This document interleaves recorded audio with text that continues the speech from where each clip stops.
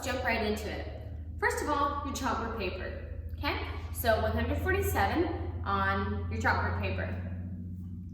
Okay, the very top of your chalkboard paper, you're finding the counting pattern, what they're counting by, and filling in the missing numbers, okay? So remember to look at the two numbers that are right beside each other, and look, are they counted by 1s, 2s, 5s, 10s? What are they counting by?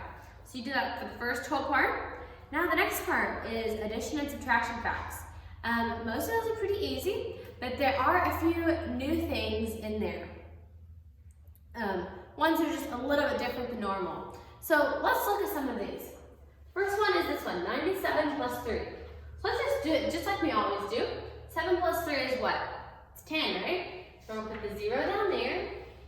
Remember, we're going to carry the 1. Okay, so 7 plus 3 is 10, so put the 0, carry the 1. 9 plus 1 is what?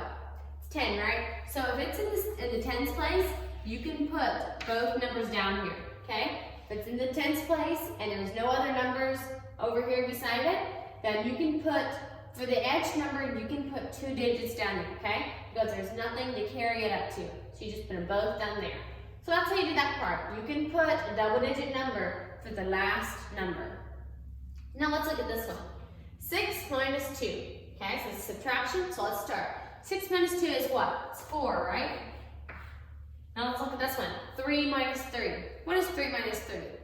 3 minus 3 is 0, right? Okay, so you say, well, that's easy enough, right? But here's the little thing. If the 0 is in the tens place, okay? So what is that number? 0, 4. How would you say that number? You can't really, right? That number is 4. That answer is 4. So we don't need this 0 when it's here, okay?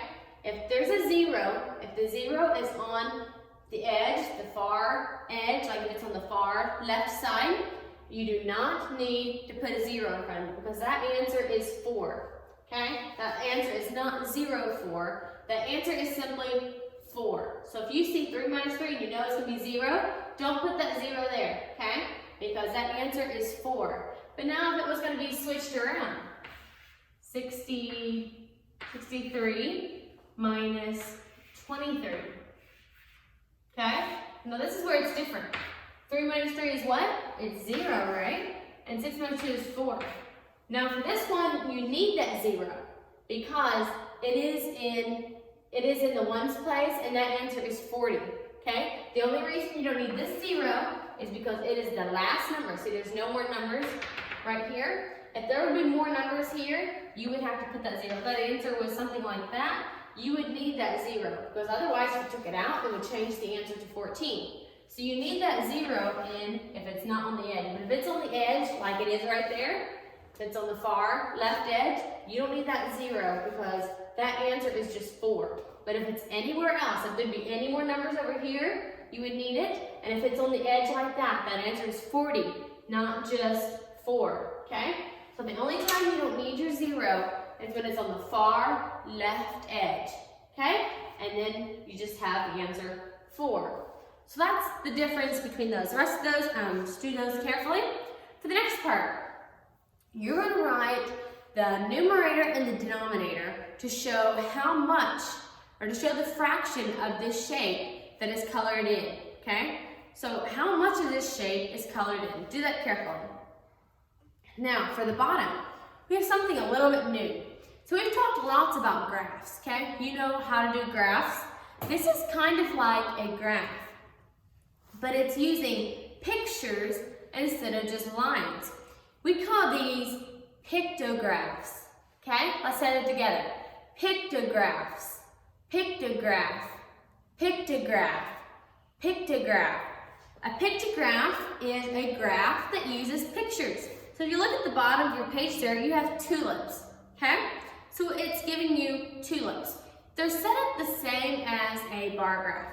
What is the title? The title is still in the top, tulips in the flower bed. So you're counting tulips in the flower bed. Now if you look all the way down at the very bottom of that graph, all the way down at the bottom, it tells you about the red tulips, the yellow tulips, the white tulips, and the pink tulips. Then down at the bottom it says 1, and there's the picture of the tulip, equals 1 tulip. Do you know what that means? That means that each of those pictures of the tulips, beside the word red, yellow, white, and pink, each of those pictures of a tulip, each picture means one tulip. Sometime down the road, when you get a little older, you're going to learn that sometimes that little scale, it's called a scale, sometimes that scale is going to be different. It might say 1 tulip equals 5 tulips, okay, or something like that. So it would tell you that each time there's a tulip, then it would count for 5, like 5, 10, you would count by 5s to count the tulips. But this time it's telling you that 1 tulip, or 1 picture of the tulip, equals 1 tulip. So each of those pictures represent 1 tulip. So let's look at this graph a little bit. How many red tulips are there? So you look beside the word red, and you're going to go across, and you count the red tulips. There's 1, 2, 3, 4, 5, right? So that means there are 5 red tulips in the flower bed. Go to the next one, yellow. How many yellow tulips are there? And count those. 1, 2, 3. There's 3 yellow tulips, right? How many white tulips? Count those. Did you count 4? I think there's 4 white ones. And how many pink ones? Count the pink ones. And you should have counted 6 pink ones. So now I'm going to ask you some questions.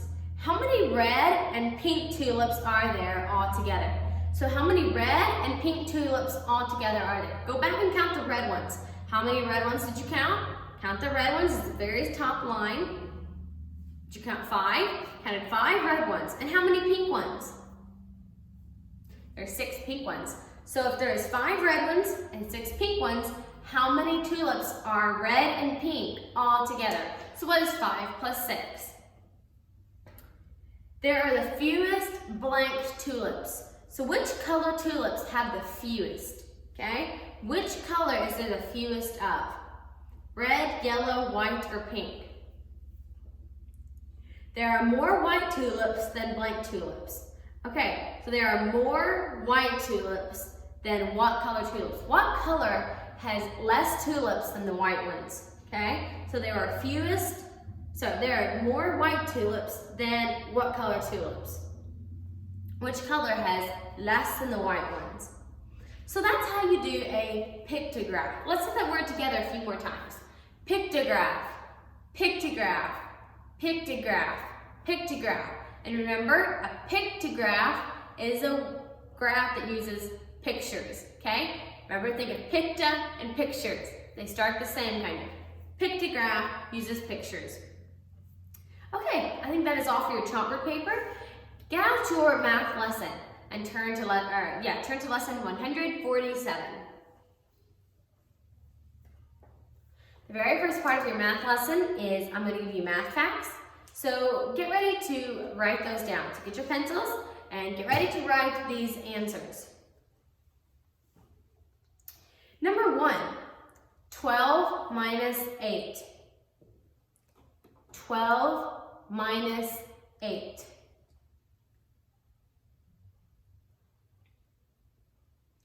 Number 2, 2 plus 9. 2 plus 9.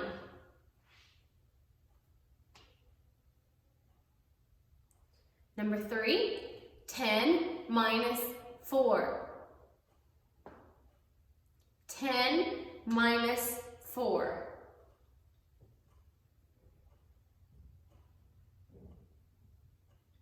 Number 4, 9 minus 6.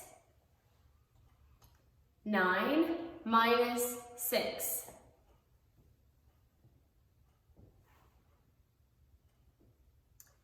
Number 5, it's a long one, so listen carefully. 11 minus 5 plus 2.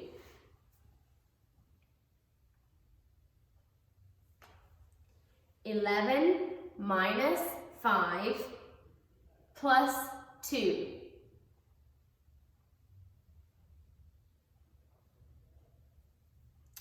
Number 6, 3 plus 5 minus 4.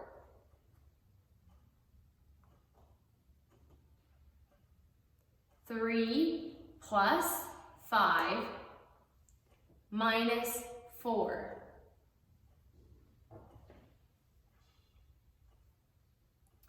If you're finished with this part, lay your pencils down again, and we will go over the rest of our lesson. So the next part is counting money. Remember to write the numbers under each coin as you count. And yeah, the bottom part of the page, finish the counting pattern in each row. So you're finding a counting pattern, filling in the missing numbers. Okay, turn the page. Top of the next page, it gives you amounts of money. And you write how much each amount is worth. You can count on your fingers for this part. So yeah, count. Think, how much is a dime worth? How much is a penny worth? How much is a quarter worth? How much is a nickel worth? And you count by how much it is worth. The next part, you have long addition and subtraction. Do those carefully. Be sure to write the little answer, okay? Remember writing the little answer right after the first fact. That way you don't get confused. And then you have two column addition and subtraction. Do those carefully. And the rest of your lesson is just plain math facts, okay? Just simple math facts. Be sure you're practicing your flashcards, okay?